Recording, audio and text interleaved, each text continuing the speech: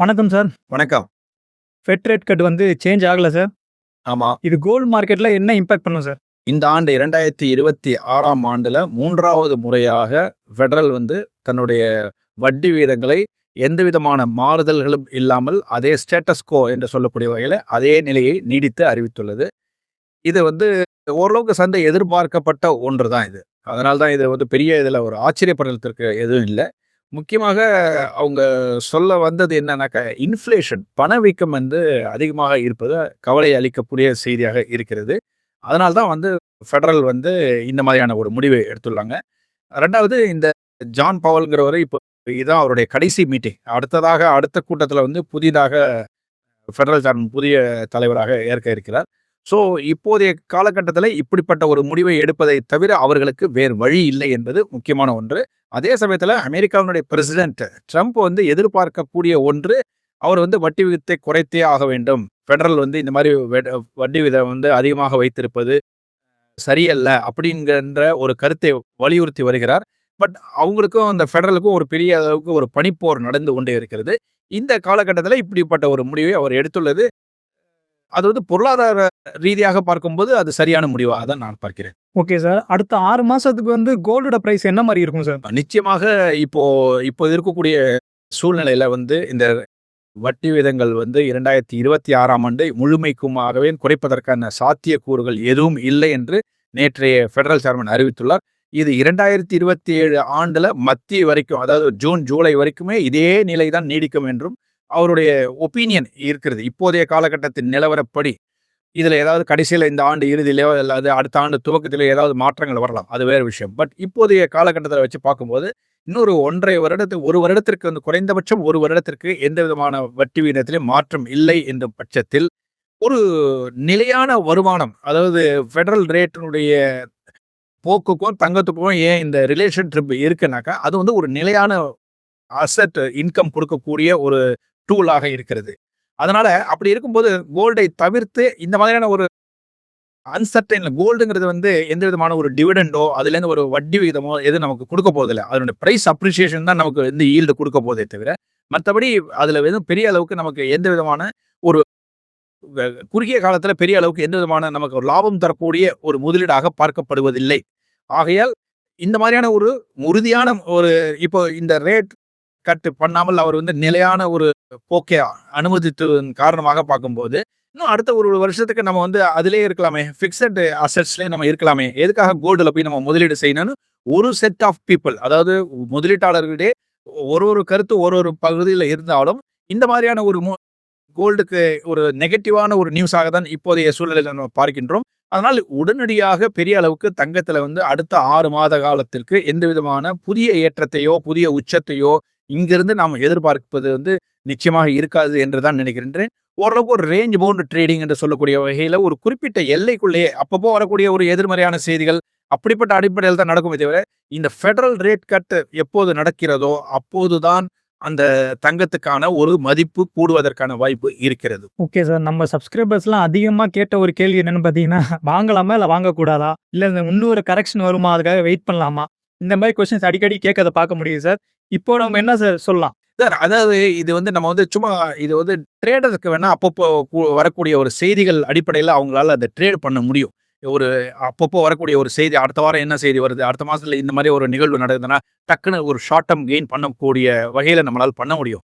ஒரு நீண்ட கால முதலீட்டாளர் ஒரு தங்கத்தை ஒரு அசெட் கிளாஸாக மட்டுமே பார்ப்பவர்கள். அதாவது நான் சிறுக சிறுக சேமிப்பாக நான் தங்கத்தை வாங்குகிறேன் என்கின்ற ஒரே முடிவு ஒன்றுதான் அவர்களுக்கு நாள்பட்ட அளவுல ஒரு நல்ல ரிட்டர்னை கொடுக்கக்கூடிய ஒரு முதலீடாக இருக்கும். அதாவது இந்த மாதிரியான அப்பப்போ அடுத்த மாசம் குறைஞ்சிருமா, நம்ம திடீர்னு ரிவர்ஸ் ஆகி ஏதோ ஒரு நெகட்டிவ் நியூஸ், பெரிய அளவுக்கு ஒரு நெகட்டிவ் நியூஸ் திடீர்னு ஏறி போச்சுன்னா, வி மிஸ் த பஸ் அப்படிம்பாங்க. அதாவது நாம அந்த ஆப்பர்ச்சுனிட்டியை விட்டுவிட்டோமே அப்படின்னு. ஸோ அந்த மாதிரியான ஒரு குறுகிய கால முடிவுகளை எடுக்காமல் மாதந்தோறும் இப்ப நீங்க இந்த சந்தை இறங்கி இருக்கிறதா, இந்த சந்தையை பயன்படுத்தி வாங்குங்கள், தப்பே கிடையாது.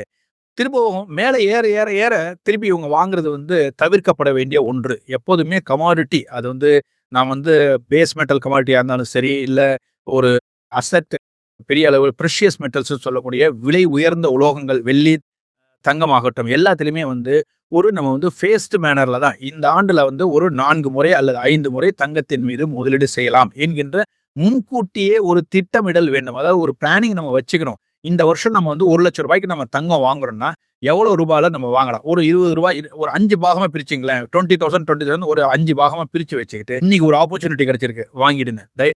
எதையுமே நீங்க வந்து தயவு செஞ்சு நீங்க வரக்கூடிய செய்திகளை எதிர்பார்த்து அல்லது நம்மளுடைய பக்கத்துல இருப்பவங்க சொல்லுவாங்க, அடுத்த மாசம் இன்னும் கொஞ்சம் நல்லா இறங்கிடும்னு சொல்லுவாங்க. அல்லது நீங்க போய் ஒரு எக்ஸ்பர்ட்ட கேட்குறீங்க. அவங்க சொல்லுவாங்க, இல்ல அடுத்த மாசம் இன்னும் இதோட பெரிய ஒரு நெகட்டிவ் நியூஸ் வருது. அப்படிலாம் நம்ம டயத்த வந்து நம்ம வந்து கணிக்கவே முடியாது.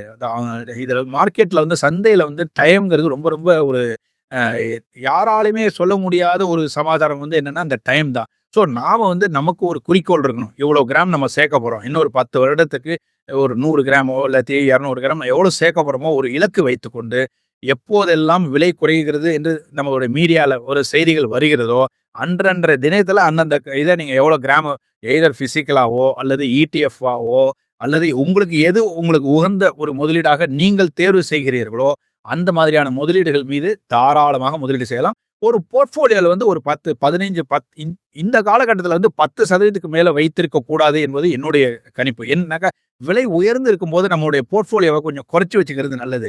விலை குறையும்போது நான் சொல்றது வந்து திடீர்னு ஒரு பெரிய அளவுக்கு கிராஷ் வருதுன்னு வச்சுக்கங்களேன், அப்போ வந்து உங்களுடைய போர்ட்ஃபோலியோல வந்து அத பில்ட் பண்ணலாம். தப்பே கிடையாது.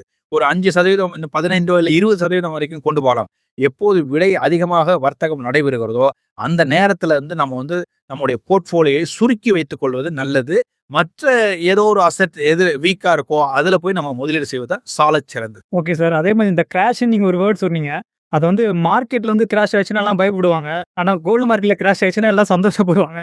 இல்ல அப்படி சொல்ல முடியாது. என்னன்னு இப்ப கூட பாருங்களேன் 2026ஆம் ஆண்டுல வேர்ல்டு கோல்டு கவுன்சிலுடைய ரிப்போர்ட் என்ன சொல்லுதுன்னா, ஆபரண தங்கத்தின் டிமாண்ட் வந்து 26% வந்து குறைந்திருக்குன்னு சொல்லியிருக்காங்க. 26% ஜுவல்லரி டிமாண்ட் வந்து சரிந்து காணப்படுகிறது. எதனாலனாக்கா, விலை அதிகரித்து காணப்பட்டதன் அடிப்படையில எல்லாருக்கும் ஒரு கொஞ்சம் ஒரு அச்சம் வந்திருக்கு. இதுல போய் வாங்கலாமா நாளைக்கு தைரியமா அந்த மாரி ஒரு ஒரு ஒரு ஃபியர் இருக்கும். மார்க்கெட்ல ஃபியர் இருக்கும். நீங்க சொல்றது வாஸ்தவம் தான். இந்த தங்கத்தில பொறுத்தவரைக்கும் பங்குச் சந்தையில விழுந்தாக்கா யாரும் வாங்க மாட்டாங்க. எல்லாம் விக்க தான் போவாங்க. ஆனா தங்கத்தில வந்து விலை ஏறினாலும் வாங்குறாங்க, விலை இறங்கினாலும் வாங்குறாங்கங்கிறது நம்ம ஒத்துக்கொள்ள வேண்டியது தான். இருந்தாலும் அந்த சேல்ஸ்ங்கிறது கொஞ்சம் குறைஞ்சிருக்கு. டல் ஆயிருக்கு. நிச்சயமாக நான் நண்பர்களோட பேசும்போது கூட நெறைய இடத்துல கேட்கும்போது, போன வருடம் இருந்தத விட இந்த வருஷம் 2026ல வந்து விற்பனை வந்து சற்று மந்தமாகத்தான் இருக்கிறது. இன்னொன்னு சொல்லணும்னா, இதே வேர்ல்டு கோல்டு கவுன்சில் வந்து என்ன சொல்லியிருக்கு அப்படின்னாக்கா, WGC என்று சொல்லக்கூடிய உலக தங்க குழுமம் என்ன சொல்லியிருக்காங்கனாக்கா, இந்த முதல் காலாண்டுல வந்து gold bar and gold coins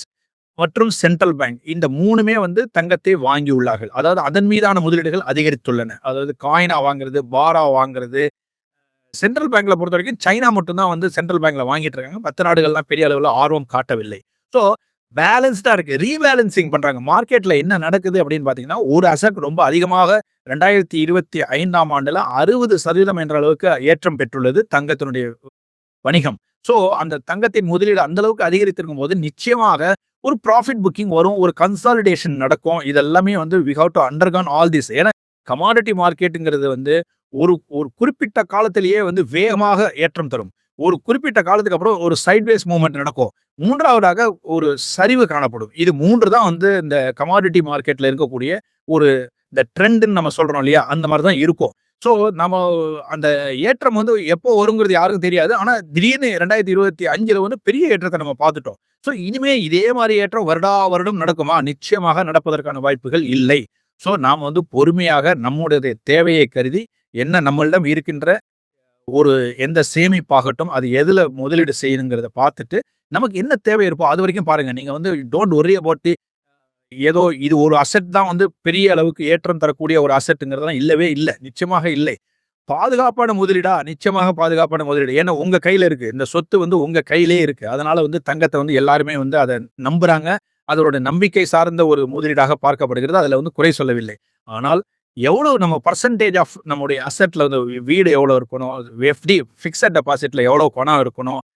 தங்கத்தின் மீது எவ்வளவு இருக்கணுங்கிறதுல நீங்களே உங்களுடைய அசெட் பிரிச்சு வச்சுக்கிட்டு, எந்த அசெட் குறைவா இருக்கோ அது மேல முதலீடு செய்யுங்க. எந்த அசெட் அதிகமா இருக்கோ அதுல கொஞ்சம் ஓரளவு விற்பனை செய்வதற்கான நம்ம முயற்சிகளையும் நாம் எடுக்க வேண்டும். Okay sir. நீங்க அந்த பிக்ஸட் டெபாசிட்ன்னு சொன்னப்போ எனக்கு ஒரு கொஸ்டின் வருது. கோல்ட்ல இன்வெஸ்ட் பண்றவங்க எல்லாமே வந்து எஃப்டி பாண்ட்ஸ் இதுல வந்து ஒரு கண் வைக்கணுமா? பேங்க் எப்படி நிச்சயமா வச்சிருக்கணும் சார். ஒரு கண்டிப்பாக நம்முடைய ஒரு கையிருப்பு ஏதோ ஒரு எமர்ஜென்சி வீட்டு தேவைக்காக வேணும். ஒரு படிப்பு செலவுக்காகவோ அல்லது அடுத்தடுத்த நமக்கு வரக்கூடிய ஒரு அடுத்த 5 ஆண்டுகளுக்கான உடனடி தேவைன்னு ஒண்ணு இருக்குல்ல. இப்போ 20 ஆண்டுகளுடைய தேவைங்கிறது நீங்க வந்து லாங் டர்மா பாருங்க. அதாவது இப்பதான் குழந்தை பொறந்திருக்கு. அதுக்கு இன்னொரு 20 வருஷம் கழிச்சு படிப்பு செலவோ அல்லது திருமண செலவோ ஏதோ ஒண்ணு இருக்கலாம். அதுக்கு வந்து நீங்க நீண்ட கால முதலீடாக ஒரு சில தொகையை தனியாக அத வந்து அசைன்மென்ட் பண்ணிட்டு அது தனியா முதலீடு செய்யணும். அதே சமயத்துல ஒரு மெடிக்கல் எக்ஸ்பென்சஸோ அல்லது கல்வி செலவோ அல்லது நீங்கள் ஒரு உத்தேசமாக ஒரு டிராவல் பண்றதுக்காக ஒரு பிளான் பண்றீங்க. வெளிநாடு செல்றதுக்காக ஒரு பிளான் பண்றீங்க. இதெல்லாமே வந்து நீங்க அந்தந்த காலகட்டத்துல உங்களுக்கு உடனடியாக பணம் தேவைப்படக்கூடிய ஒரு முதலீடாக தான் இருக்கணும். அது வந்து ஒரு ஷார்ட் டர்மா பார்க்கும்போது பிக்ஸட் டெபாசிட்ட வச்சுக்கிறதுல தவறே கிடையாது. பாண்ட் மார்க்கெட்ட வந்து ரொம்ப விவரம் தெரிஞ்சு அதுல முதலீடு செய்வது நல்லது. அவசரப்படாமல் அதை பற்றிய ஒரு நெளிவு சுழிவுகளை தெரிந்து கொண்டு அதன் பிறகு முதலீடு செய்ய வேண்டும் என்பது என்னுடைய தாழ்மையான கருத்து. Okay sir. நம்ம கன்க்ளூஷனுக்கு வந்துருவோம்.